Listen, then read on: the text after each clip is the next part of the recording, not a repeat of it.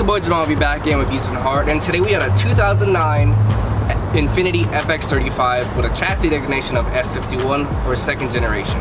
This is pushing a VQ35HR, which is a 3.5 liter V6 pushing 303 horsepower and 262 pound-feet of torque, which is mated to a 7-speed Subtronic automatic transmission, which gets you a combined 16 miles per gallon city and 23 highway for a combined 19 miles per gallon overall. This has a curb weight of 4,200 pounds, and this is basically Infiniti's competitor to things like an X3, possibly X5, Mercedes GLE, or GOK, or even an ML. It's really kind of hard to say and pinpoint what exactly this is trying to compete with, because it is, I guess it's more of a sporty crossover. It does have, you know, borrow a VQ35HR, so it has some nice little get-ups, some nice little horsepower too. This is a naturally aspirated engine, also rear-wheel drive. So you can see where this is going. It's probably trying to target more of a sporty-oriented customer mind, because when you think of it as a traditional SUV, it's kind of on the smaller side. I mean, you can see I'm in the trunk space right now, and the trunk space compared to other SUVs is pretty small. But before I delve into more of the specifics, go ahead and take you on the inside and see what this bad boy is bracking about, and see what's popping in this Infiniti right quick. See what's bracking on the inside. Woo! So, right off the bat, as you can see, the Infiniti is it has a decent interior. I'm not gonna lie, the interior quality is you do feel a certain sense of luxury. As some of you may or may not know, Infiniti is actually a subdivision or owned by Nissan. So just as how Lexus is technically owned by Toyota, and as Lexus is the luxury division of Toyota, the same can be said about Infiniti as for Nissan. So you can definitely see a clear cut and above that this doesn't feel like a Nissan. The interior quality in here is definitely a step above what a Nissan would be, but it's not a bad interior. If I were to give it a rating, I would say probably a C+. And that's also just incorporating everything in the range of cars, from your top of the line Rolls Royces, Bentleys, etc., to, you know, the worst of the worst. And I think a C+ to a C is a good rating for this vehicle, because don't get me wrong, it's not a bad interior to be in, but I feel like it does kind of pale in comparison to its German rivals. I feel like the use of materials aren't necessarily bad, but I think there's a little bit too much use of your soft touch plastics. It doesn't feel bad, but the partially leather wrapped doors is a nice addition. Everything I pretty much touch, it does have, I feel like there's more use of plastics in here than you generally would find in your X5 or your ML or things like that. And like I mentioned earlier, it's kind of hard to figure out or determine what exactly this vehicle is trying to compete with. Overall, the trunk space is fairly small. The rear passenger legroom is also pretty cramped. Anyone sitting behind anyone that is 6 feet plus, you're gonna have a pretty uncomfortable time. It's even sort of an issue to sit behind someone the height of myself, which is, you know, I'm only about 5'5". So I don't really feel like this is a family-oriented vehicle. I don't really see this as a family hauler. I'm attributing that to mainly this being equipped with a 3.5 liter V6 pushing 303 horsepower and a VQ35HR. I think this is definitely more for your sporty-oriented customer in mind that just happens to want maybe the utility of an SUV, like an open tailgate, things like that, which is very nice. I like that sort of, utility when it comes to buying an SUV. As a personal vehicle, as an everyday, I would still prefer a sports coupe as my personal preference, or a luxury sedan. But, maybe as I drive more of these sport utility vehicles, these crossovers, or whatever you want to classify them as, depending on how large they are, the more I drive, the more I can see why America in general is trending towards these kind of vehicles. The utility is there, the possibility of opening up your trunk and fitting large objects in there, not depending on, a cumbersome or maybe awkward trunk entrance, is very nice. So overall, the interior is not too bad. It is definitely a decent place to be in. And like I said, I'm just being overly critical in the sense that I'm trying to compare it above, with all ranges of vehicles and things of that nature. But, including that in mind, it does have a sunroof. The interior, visibility wise, Looking out the rear, you can't really see much out of it, to be honest. Obviously I'll be able to tell more once we start driving this, but overall it's not a bad vehicle. It's just, you can see where they undercut some things to try and make it cheaper and to offer a cheaper alternative to German rivals. And that's not a bad thing, because like I said, this really, your Infiniti FX is like your bougie hood vehicle. You see these a lot, and because they're cheap. And that's not a bad thing, because if you can get something cheap that is of good quality, more power to you. I'm a strong believer in that, and that's why I don't believe in necessarily buying brand new. But you know, this is definitely something that you see pretty often. The exterior styling is definitely more of an acquired taste. I'm not gonna say it's necessarily ugly, but it's very bold. And I think that is something that a lot of car makers are afraid to do. It has a very bold styling. It looks nothing like anything else on the road that I can think of off the bat of my head. And I think that is a very good quality to have, because you have a manufacturer trying to be bold, differentiate themselves, and create its own aura and aspect and, you know, lineage to itself. And I give Infiniti respect for that, because something like this to pull off is very difficult, not only in a styling perspective, but also to have people, you know, trickle off from your more conservative designs and think, okay, this looks good enough for me, or I don't really care about design, but I just want a good interior and things of that nature. So I give Infiniti props for that. It is, like, again, I'm going to reiterate again, this is not a bad interior to be in. This is not a bad cabin. And so don't get it twisted with the seat, with my personal rating of, you know, like a C to a C+. It's just, I can definitely see some places that they skimped out. Like for instance, the door, the automatic door switches, it's automatic to go down, but it's not automatic to go up. That's extremely weird to me. I don't really understand that. Like, you mean to tell me I can click it once for it to go down, but I have to hold it to bring the window back up? Yeah, that's a little something else. But it does have push to start, and like I said, you do have your leather wrap services and things of that nature. It's just, it's not quite there yet, but I understand the clientele and what it's trying to pass off as is not necessarily a direct competitor, but an alternative. And for some people, you know, some of the finer or more detailed oriented options aren't necessary to them, or they don't pay attention to. And I don't blame them, because if you can get similar horsepower, similar interior, with different styling, generally better reliability with a naturally aspirated engine, not too much electronics that can go haywire, hey, I'd be all game for this too, because anyone that knows me knows I can't stand Infiniti. But as a car reviewer, I try and be as objective as possible, and that's why I'm here. I am giving this vehicle as props as to where it is, and I'm hoping that the driving dynamics of it is enough to make me change my mind on the Infiniti brand as a whole. And who knows, maybe when I get my hands on a G37, or even a Nissan 350Z or 370Z, maybe my opinions of these vehicles will change. So with that said, let's go ahead with the driving portion and see what it's all about. So let's go get it.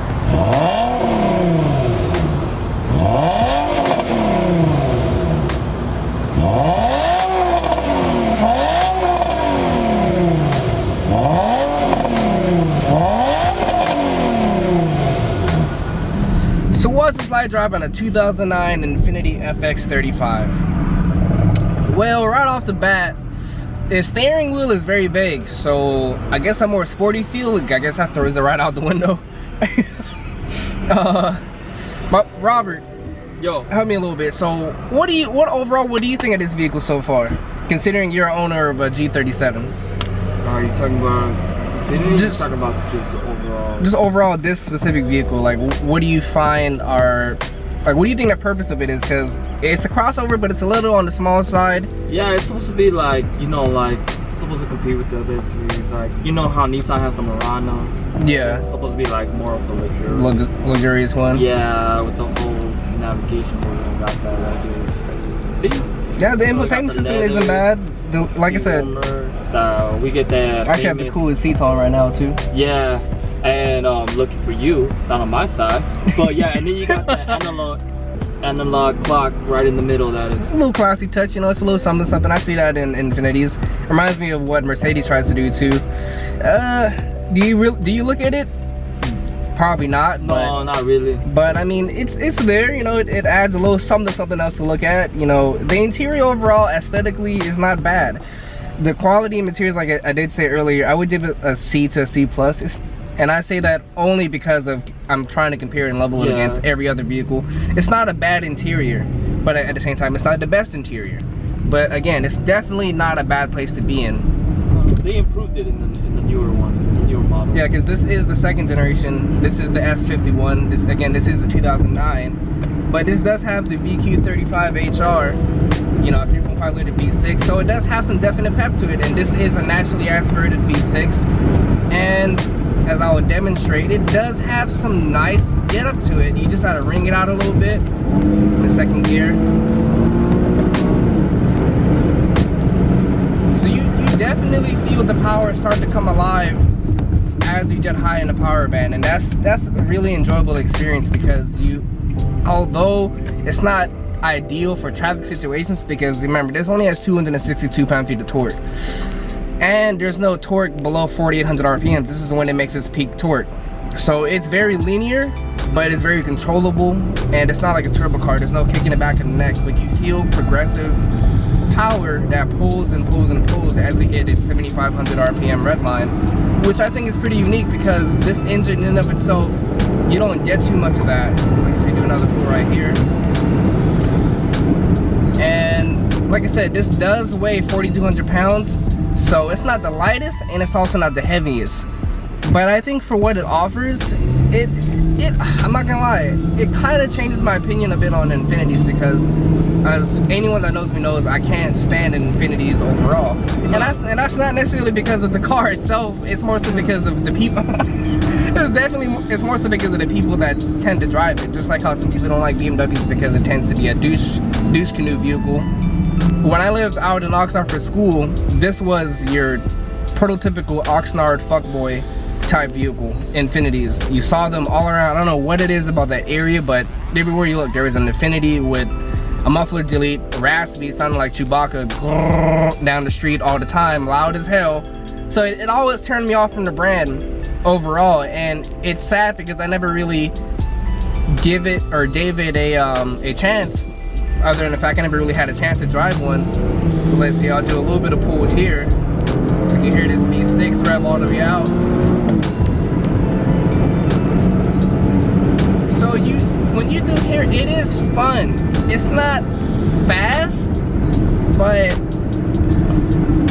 it has some really nice get up for it. And like I said, again, this is a naturally aspirated engine, so it's really appreciable in what it does and what it can offer.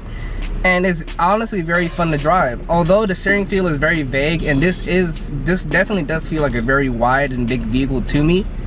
It's kind of funny because it feels big, it feels wide, but at the same time it's small on the inside. So I feel like the curves that it accentuates and the way the exterior is kind of bulbous and reaches out, it's kind of tricky because you think it would be larger in here, and that's why I say it's kind of difficult to pinpoint exactly what this is trying to compete with, because in SUVs you think more a bigger experience. Because like, Robert, what's your legroom feeling like back there? Pretty good. Got a lot of legroom right here. Could be better though, you know. It's like, it's not too big, it's not too small. But imagine if I was, you know, Tony's height. Imagine if I was, you know, 6'4". You'd probably definitely be cramped, right? Yeah, in a way, a little bit, yeah. So like I said, it offers utility in the sense that it does have a nice open rear tailgate. But other than that, in terms of it being a family hauler, if you're a tall family, this may not be the most ideal vehicle as a family driver. But overall, as from a driving perspective, I do wish that the steering translated more feedback to me. It is pretty vague for what it is, and I'm actually kind of surprised. I was hoping for a little bit more. But the naturally aspirated V6, it does a good job of kind of, I mean, like, I'm not even really on the pedal, but just so you guys can kind of hear it. To me, I'm not a fan of V6s, nor the way that they sound per se, but it doesn't necessarily sound bad. I just feel like V6s in and of themselves sound very, very, very similar, with some subtle nuances here and there that you can tell, you know, between obviously a VQ from like an American V6, but they all have that interesting guttural kind of gargling type sound, which I don't really enjoy for V6s. But when you come across a naturally aspirated V6 like this that revs out to 7,500 RPMs, that revs out so far, it's enjoyable in its own right. And even when it's in a 4,200 plus pound crossover, it's not bad. It's enjoyable. It adds a little bit of fun to it, and honestly, I can see why people would want to choose this vehicle, and why some people, or I can see now more or less why people would want to go to Infiniti, because they're one of the few people, as of at least until recently, that kept a higher performing naturally aspirated engine in their vehicles. And I think that is a pretty good aspect to keep in mind if you're not chasing power, but just an overall fairly fun daily driver. I feel like the Infiniti G37 would be a pretty ideal vehicle if you're looking for those sort of aspects, if the steering feel is far better than this. If the steering feel doesn't translate as well, then as a personal vehicle, it wouldn't be a vehicle for me. I would definitely prefer my Turbo 3 Series every single time. But at the same time too, I enjoy speed, I enjoy power, and there's not much you can get out of a naturally aspirated engine without going forced induction. No matter what you really want to do to a naturally aspirated engine, you can only go so far. And I've definitely embarrassed a lot of G37s out there, tuned or not, with my 3 Series, my 335i, and they weren't expecting it, because again, it's an aspirated engine, it's not forced induction. You're limited to what you can do, and there's only so much power you can get out of it, tune or not, or full toss or not. And it's expensive to modify a naturally aspirated engine and try and get power out of a naturally aspirated engine. So, does it ride well? Honestly, again, we're in Inglewood, west side, best side. Shout out to Carlux and my guy Robert in the back. Sunny, appreciate you guys so much. And as you know, as we say time and time again, driving through Inglewood, right now we're on Century. Anyone that has lived in LA and has driven Detroit knows it's pretty awful. And honestly, surprisingly, the way it feels to me and the way it drives, the bumps aren't really translating that much into the cabin. Obviously you can feel them, but compared to a sports car, or like my car for example, it honestly handles the bumps pretty well. What do you think, Robert? You think it kind of, you know, takes the bumps, a little bit of the jarringness from hitting bumps out of it reasonably well? Yeah, in a way. The only thing is on mine, I actually get to feel every single bump. In a G37? Yeah, so that's something that they probably have fixed in the newer ones, which we do got a QX60 2014, so hopefully maybe that will be the next car we get. Okay, yeah, that would be a good comparison. Yeah, that way you can feel more if there's any difference. But have you driven one of these FX trucks before? Yeah. So how would you say say the steering feel is? Decent. Like, would you say that the G37 steering translates a lot better road feel than the FX truck would?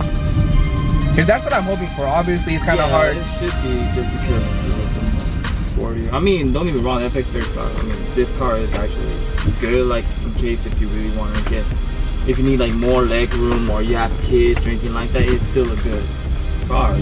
Yeah, like I said, it's not a bad truck. It's just more of, if you're a tall family, like if you're all averaging 5'10" and up to six feet plus, this might be not the most ideal vehicle for you. But you know, if you're a little bit on the shorter side, or you're just not abnormally tall, you know, we're not all blessed with height. But you know, overall, I'm really content with this vehicle. The driving dynamics of it aren't necessarily up to my standards. I do feel like maybe an X5 or even an X3 driving dynamic wise is better. But this naturally aspirated V6, it adds a lot to it that you can never really get out of a naturally aspirated engine, and that's something to be appreciated by, because you know, naturally aspirated engines are going away. That's just just the plain truth. Everyone is doing forced induction cars for the namesake of possibly trying to get better gas mileage. And overall, the gas mileage for this vehicle isn't poor, but it's also not the best when compared to other competitors that have gone forced induction. Granted, it might be only be, you know, a few miles to the gallon, but again, this is just going off of MPG EPA estimates. So if you try to get any sort of power out of this, you have to really wring the engine out and to near to red line for you to experience the power. It makes peak power at 600 to 800 RPMs. And anyone that drives knows that if you're redlining the car or you're driving any sort of fast or spiritedly, your MPG is going to go straight into the gutter. So that's something to keep in mind, that again, EPA MPG estimates are very conservative, and especially when you're dealing with a naturally aspirated engine, anything of that nature can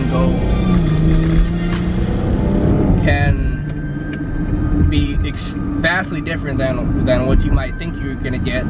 But again, it's your driving habits that really determines the kind of gas mileage that you're gonna get. Basically, EPA estimates are giving you basically the best general amount that you're gonna get for the most standard type of driving. Basically just putt-putting around. Again, this does get 16 miles per gallon to the city. So if you drive any sort of spiritedly, you're probably gonna see more in between the ranges of 13 to 14. So again, that's a possible negative, you know, but I'm honestly pleasantly surprised. This is a decently fun vehicle to drive. Again, it feels big, but it's not really big. It's kind of weird how for me to really convey what this feels like and what exactly it's like to drive, because you're in a 4,200 plus pound crossover, but it feels wide, but yet on the inside it's not that spacious. This is definitely larger or wider than, you know, your standard sports coupe or your G sedan, but the way it moves when you hit its power band and you wring the engine out a little bit, it is pleasurable for driving. But you know, other than that, I don't really know what else to go over with this vehicle other than the fact that for what the prices that they're going for right now, on average between $12,000 to $15,000, it's honestly kind of a bargain. You get 303 horsepower, naturally aspirated V6, a fairly bulletproof engine with relatively no issues overall, and you got a decent, comfortable interior. Would I personally own this vehicle? No, it's not really my personal taste. I'm not necessarily a big fan of the exterior styling, and I'm not a fan of the feedback that I get on the road because it is pretty vague.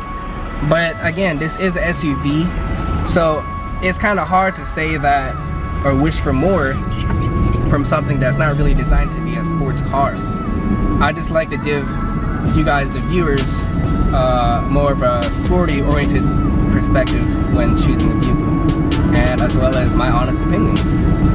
So with that said, I think there's pretty much everything that I've covered with this vehicle. I can't really think of much that I can point out that other than it is fairly fun.